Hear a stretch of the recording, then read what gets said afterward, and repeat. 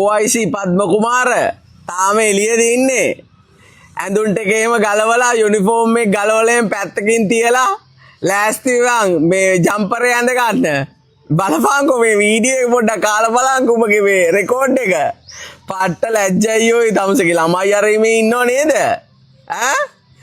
දැන් ඉතින් ජම්පර් එහෙම ලෑස්ති කරගන්න පොඩි මල්ලකුත් අරගෙන මේ මේක රෙකෝඩ් එක අහනකො තමසේ මේ තාම ඩියුටි නම් OIC රවි පද්ම කුමාර සුට්ටක් අහලා බලනවා වීඩියෝ එක.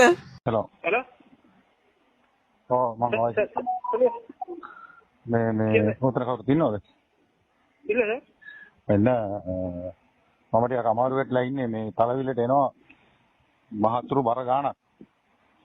කොහෙද අයියේ? ඔව් අප්පා කාමර 7ක් මම බුක් කරලා තියෙන්නේ. හරි හරි. මේ 7 දෙනාටම කණ්ඩ බොණ්ඩ අරවම සේරම මට තමයි පැවරලා තියෙන හැමසරේ මෙහෙම වෙනවා. මොනවද කළාද? මේ මොකද්ද කරන්න පුළුවන් ඔයාලට?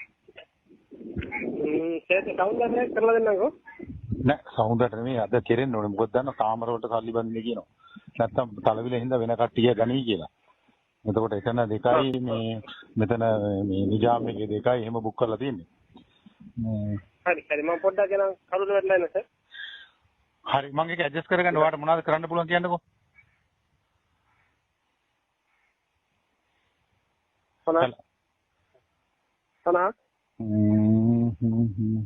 නැත්තම් මෙහෙම කරන්න.